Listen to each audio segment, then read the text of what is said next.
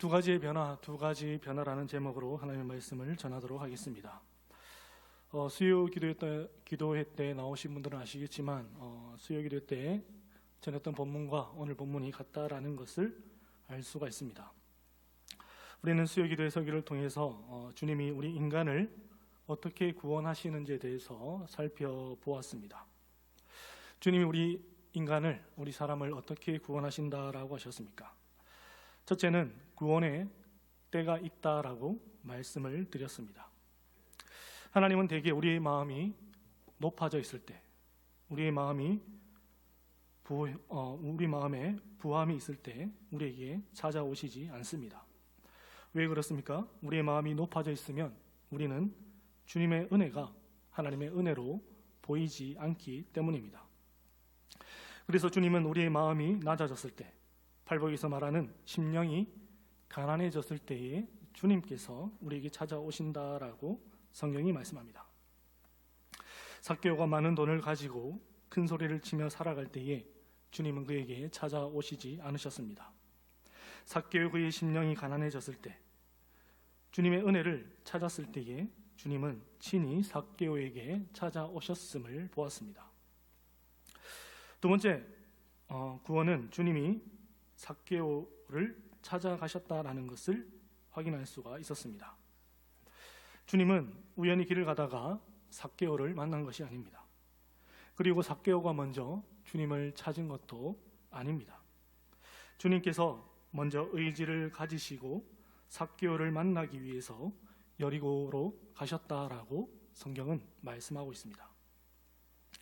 여러분, 하나님에 대한 죄인의 본성은 무엇이라고 성경이 말씀합니까? 우리는 하나님을 우리의 마음에 두기를 싫어합니다.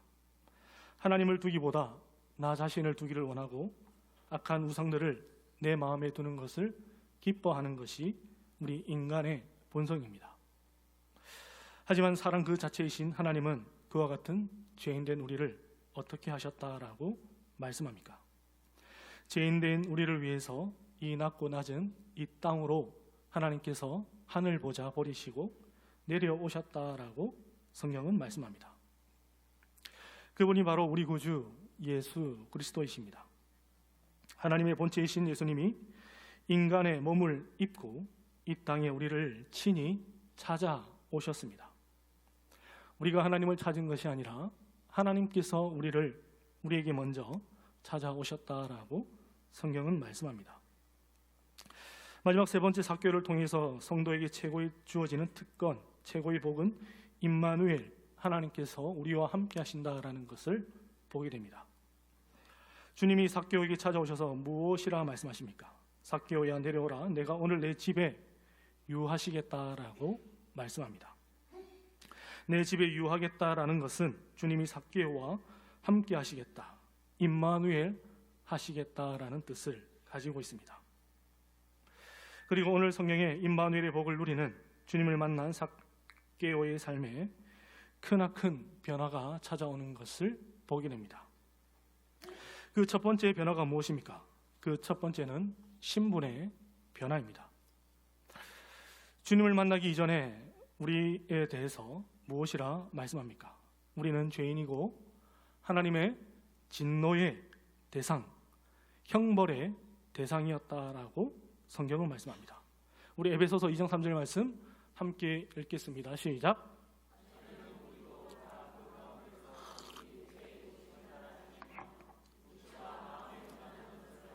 다른 이들과 같이 본질상 진노의 자녀이었더니, 우리는 주님을 만나기 전에 우리 육체의 욕심을 따라서 우리의 마음대로 살아가던 죄인이었음을 성경은 밝히고 있습니다. 그리고 그 죄인의 결과는 하나님의 진노의 대상, 하나님께로부터 형벌을 받아야 하는 대상임을 성경은 증언하고 있습니다. 그런데 성경은 그 진노의 대상이었던 우리가 하나님의 자녀가 되었다라고 말씀합니다. 그 이유가 무엇입니까?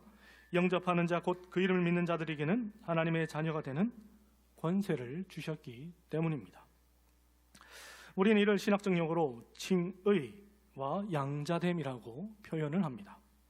칭의는 말 그대로 어렵지 않은 우리를 하나님께서 어렵다고 칭해 주시는 것, 어렵다고 여겨 주시는 것을 칭이라고 말합니다.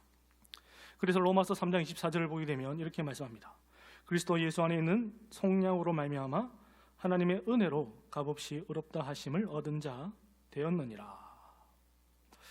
우리는 어떠한 존재입니까? 하나님의 은혜로 값없이, 우리가 드린 것이 없지만, 우리가 한 것이 없지만 하나님께서 예수 그리스도 안에 있는 그 속량을 보시고 우리를 의롭다고 여겨주신다라고 성경이 말씀합니다. 그리고 두 번째, 양자됨이란 무엇입니까?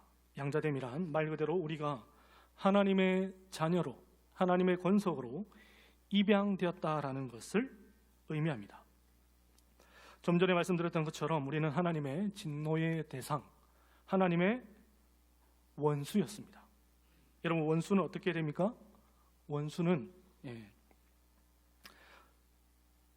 하나님의 진노의 대상이라는 것이죠.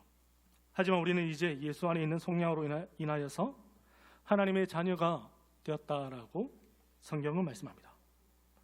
그리고 그 하나님의 자녀가 누리는 특권에 대해서 몇 가지를 살펴보면 이렇습니다. 첫째, 하나님의 자녀는 세속적 그리고 영적인 악에서 하나님의 보호를 받습니다. 하나님은 우리의 아버지로서 지금도 우리를 보호하고 계십니다. 그래서 시편 기자가 무엇이라 고백합니까? 여호와께서 너를 지켜 모든 환난을 면하게 하신다라고 하나님을 노래합니다. 우리가 모든 환난에서 거기서 승리할 수 있는 이유가 있다면 그것은 우리 하나님께서 우리를 지켜 주시기 때문입니다. 그리고 두 번째, 우리가 하나님의 자녀로서 누리는 특권은 영혼과 육신에 필요한 모든 것들을 하나님 아버지께서 공급해 주신다라는 것입니다. 지금 우리가 누리고 있는 모든 것들이 누구로부터 왔음을 우리가 고백하고 있습니까? 하나님께서 우리의 모든 것들, 영적인 것과 육적인 것, 모든 것들을 하나님께서 우리에게 주셨습니다. 세상은 내가 잘나서, 내 힘이 좋아서 이 땅의 것들을 누린다라고 생각하지만 성도는 나에게 주어진 모든 것들이 하나님의 은혜임을 고백하는 자들입니다. 그래서 시편의 기자가 또 무엇이라 하나님을 노래합니까? 시편 34편 10절 말씀, 여호와를 찾는 자는 모든 좋은 것에 부족함이 없으리로다. 아멘. 여호와를 찾는 자들에게는 모든 좋은 것에 부족함이 없다라고 노래를 합니다. 세 번째, 하나님의 자녀의 특권은 부성적인 징계를 받는다라는 것입니다. 히브리서 기자가 무엇이라 말합니까? 주께서 그 사랑하시는 자를 징계하시고 그가 받아들이시는 아들마다 채찍질을 하신다라고 말씀합니다. 여러분, 자녀를 키울 때에 우리가 왜 자녀를 징계하고 그에게 회초리를 듭니까? 우리가 그들을 사랑하기 때문입니다. 사랑의 반대말은 미움이 아니라 무관심입니다. 하나님은 때로는 우리를 징계하시는데 그 이유는 바로 우리를 사랑하시기 때문에, 사랑의 증거라고 성경은 말씀합니다. 네 번째, 하나님의 자녀의 특권은 하나님이 우리의 기도를 들어주신다라는 것입니다. 우리 요한 1서 5장 14절과 15절 말씀 함께 읽겠습니다. 시작.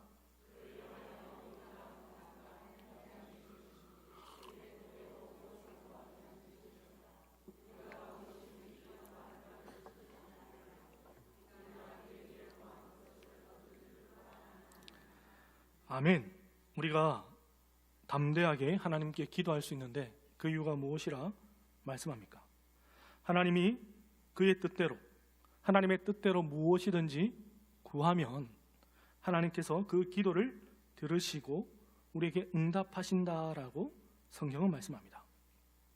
하나님이 우리의 기도에 반드시 응답하신다라는 확신, 믿음이 하나님의 자녀들에게는 있다라는 것을 알 수 있습니다. 다섯 번째, 하나님의 자녀의 특권은 천국을 유업으로 받는다라는 것입니다. 로마서 8장을 보게 되면 자녀이면 또한 상속자, 곧 하나님의 상속자요 그리스도와 함께 한 상속자가 되었다라고 말씀하고 있습니다. 우리 옆에 분에게 한번 이렇게 축복하겠습니다. 당신은 하나님의 상속자입니다.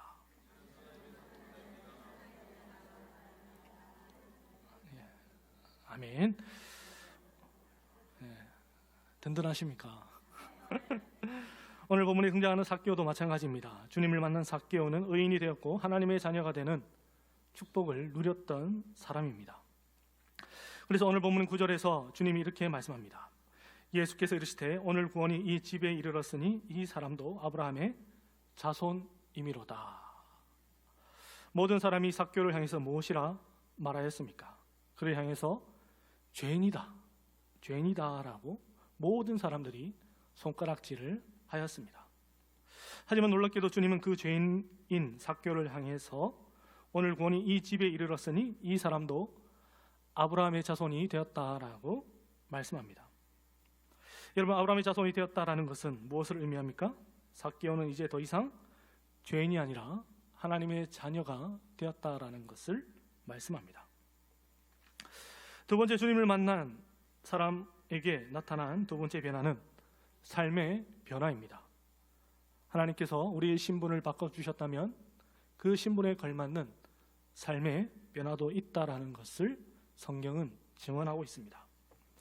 우리는 이를 신학적 용어로 성화라고 말합니다. 성화의 사전적 의미는 제약된 옛 본성을 벗어버리고 죄와 더러움에서 분리되어 하나님을 향하여 거룩하게 되어 가는 것을 뜻합니다.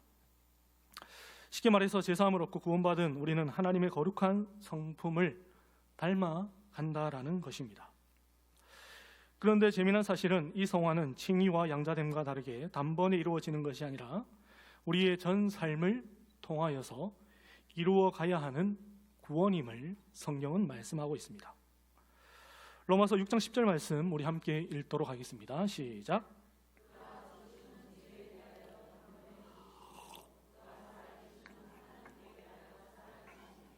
아멘. 사도 바울은 예수님의 십자가의 죽음에 대해 죄에 대하여 단번에 죽으셨다라고 말씀합니다. 이 말씀의 이면에는 예수님의 죽음으로 인하여서 죄의 권세가 힘을 잃었다라는 것을 의미합니다. 그리고 이어서 무엇이라 또 말씀합니까? 그가 살아계심은 하나님께 대하여 살아계심이라고 말씀합니다. 이 말씀은 주님도 하나님을 위해 하나님의 영광을 위해 사신다라는 뜻이 담겨져 있습니다. 그래서 로마서 6장 11절에서 그 다음 절 이어지는 그 다음 절에서 사도 바울이 이렇게 말씀합니다. 우리 함께 읽겠습니다. 이와 같이 너희도 너희 자신을 죄에 대하여는 죽은 자요 그리스도 예수 안에서 하나님께 대하여는 살아있는 자로 여길지어다. 아멘. 이와 같이 즉 우리도 예수님과 같이 죄에 대하여는 죽은 자이고 하나님께 대하여 산 자가 되었다라고 성경은 말씀합니다. 이 말씀의 의미가 무엇입니까? 구원받은 성도는 이제 죄가 아니라 하나님을 위해 사는 존재가 되었음을 말씀합니다. 그런데 이게 말처럼 쉽게 되지가 않습니다. 저희 인생을 보아도 그렇고 우리 모두의 인생을 보아도 우리의 본성이 하루 쉽게 바뀌지 않는다라는 것을 우리는 너무나도 잘 알고 있습니다. 우리가 예수를 믿고 하나님의 자녀가 되었지만 우리의 본성에는 여전히 죄가 남아 있습니다. 그래서 사도 바울이 무엇이라 고백합니까? 우리 로마서 7장 21절에서 23절 말씀 함께 읽겠습니다. 시작. 곧 선을 행하기 원하는 나에게 악이 함께 있는 것이로다. 내 속사람으로는 하나님의 법을 즐거워하되 내 지체 속에서 한 다른 법이 내 마음의 법과 싸워 내 지체 속에 있는 죄의 법으로 나를 사로잡는 것을 보는도다. 아멘. 하나님의 놀라운 은혜로 주의 몸론 교회를 섬겼던 사도 바울조차도 죄의 문제를 가지고 우리와 똑같이 영적인 싸움, 영적인 씨름을 하였다라는 것을 알 수가 있습니다. 그래서 성경은 또한 우리에게 이렇게 말씀합니다. 빌립보서 2장 12절 말씀, 그러므로 나의 사랑하는 자들아 너희가 나 있을 때뿐만 아니라 더욱 지금 나 없을 때에도 항상 복종하여 두렵고 떨림으로 너희의 구원을 이루라고 말씀합니다. 사도 바울은 우리에게 두렵고 떨림으로 이루어 가야 하는 구원이 있다라고 말씀합니다. 그 구원이 무엇이 있습니까? 그 구원이 바로 하나님의 거룩함을 닮아가는 성화의 구원입니다. 지난 수요일에 말씀드렸던 것처럼 삭개오 이전의 말씀에는 삭개오와 비슷한 처지에 있었던 사람들이 나오는 것을 볼 수가 있었습니다. 먼저는 바리새인과 세리 비유에 등장하는 세리였고, 또 하나의 사람은 주님을 찾아온 부자 관리였습니다. 부자 관리가 주님께 찾아와서 무엇이라 물었습니까? 선한 선생님이여, 내가 무엇을 하여야 영원한 생명을 얻을 수 있겠습니까? 그 질문을 받은 주님께서 이렇게 답하십니다. 네가 계명을 안 하니 간음하지 말라, 살인하지 말라, 도둑질하지 말라, 거짓 증언하지 말라, 내 부모를 공경하라 라고 말씀합니다. 그리고 그 말을 들은 부자는 저는 어릴 때부터 그 모든 계명을 나는 지켰다라고 답을 합니다. 그러자 주님은 그 부자 관리에게 또 이렇게 말씀합니다. 우리 누가복음 18장 22절 말씀 함께 읽겠습니다. 시작.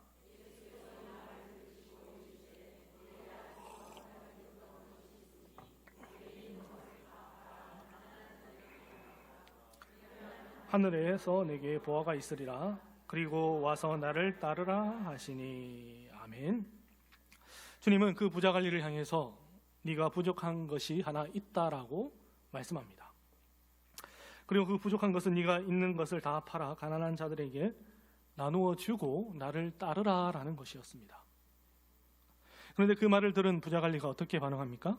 우리가 잘 아는 것처럼 그 사람은 근심하고 주님 곁을 그냥 떠나가 버렸습니다. 왜 그렇습니까? 그에게는 너무나도 많은 재산, 그는 부자였기 때문입니다. 그리고 그 근심하며 돌아가는 부자 관리를 보며 주님께서 이렇게 말씀하십니다. 우리 누가복음 18장 24절에서 27절 함께 읽겠습니다. 시작. 예수께서 그를 보시고 이르시되 재물이 있는 자는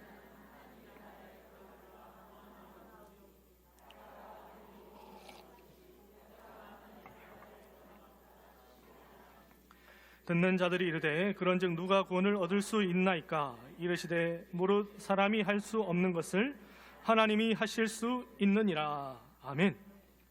주님은 부자가 하나님 나라에 들어가는 것이 어렵다라고 말씀하시면서 비유로 낙타가 바늘기로 들어가는 것이 부자가 하나님의 나라에 들어가는 것보다 쉽다라고 말씀하셨습니다. 그러자 듣는 사람들이 무엇이라 말합니까? 그렇다면 누가 구원을 얻을 수 있습니까? 라고 주님께 되묻습니다. 그러자 주님이 무엇이라 답하십니까? 무릇 사람이 할 수 없는 것을 하나님께서는 하실 수 있다라고 말씀합니다. 그리고 오늘 본문에 사람이 할 수 없는 것을 하시는 하나님에 대한 증인이 나옵니다. 그 증인이 누구입니까? 바로 삭개오입니다. 삭개오는 단순한 세리가 아니라 세리 중에 우두머리 세리장이었습니다. 이 말의 의미는 그는 엄청난 부자였다라는 것을 뜻하고 있습니다. 학자들의 연구에 의하면 이 삭개오가 그 지역에서 최상류층 사람으로서 굉장한 큰 부자였다라고 연구하고 있습니다. 하지만 그의 삶에 주님이 찾아오시자 그의 삶의 변화가 나타납니다. 오늘 본문에 8절 말씀 함께 읽겠습니다. 시작. 삭개오가 서서 주께 여짜오되 주여 보시옵소서, 내 소유의 절반을 가난한 자들에게 만일 누구의 것을 속여 빼앗은 일이 있으면 내 갑절이나 갚겠나이다. 아멘. 먼저 삭개오가 어떠한 자세로 주님께 말한다라고 말씀합니까? 삭개오가 서서 주님께 말한다라고 말씀합니다. 여기서 서다라는 것은 단순히 앉아 있는 사람이 일어서서 말하는 것이 아니라 어떤 영화나 연극을 보고 굉장히 큰 감동을 받아서 기립박수를 칠 때에 그 일어섬을 뜻하고 있습니다.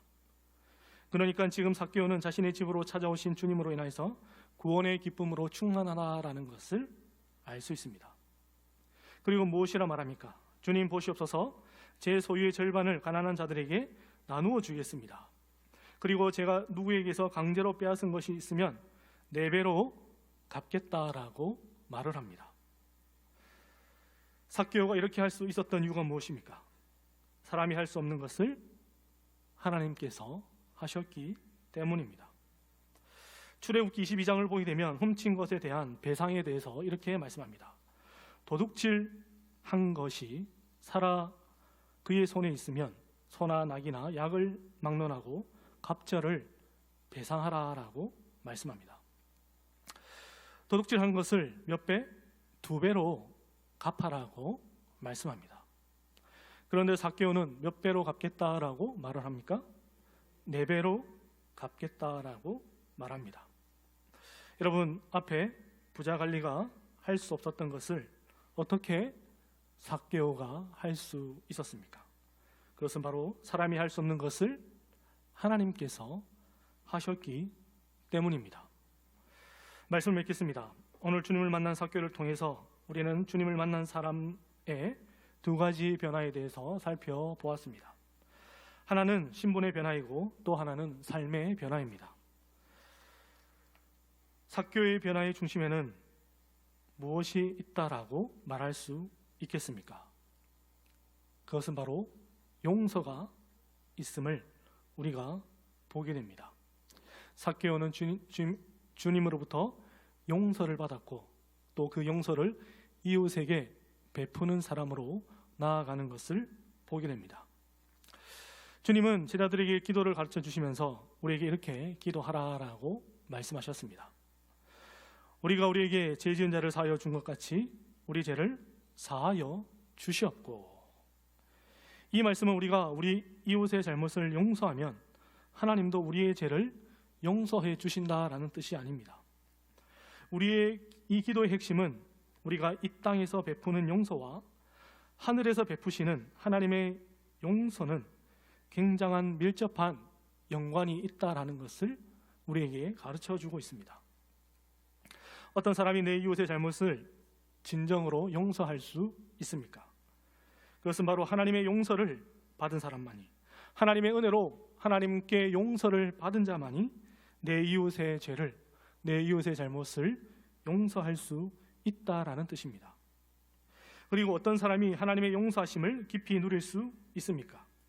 그것은 바로 내 이웃의 잘못, 내 이웃의 허물을 진정으로 덮어주고 용서해 주는 사람만이 하나님의 용서를 깊이 헤아릴 수 있다라는 것을 우리에게 말씀해 주고 있습니다. 혹시 우리 가정 안에 혹시 내 이웃에게 용서해야 될 사람들이 있습니까? 용서를 통하여서 하나님의 용서의 그 크신 은혜를 더욱더 깊이 알아가며 또 더욱더 깊이 누리며 살아가는 우리 모든 여수시민교회 성도님들 되시기를 주님의 이름으로 축복합니다.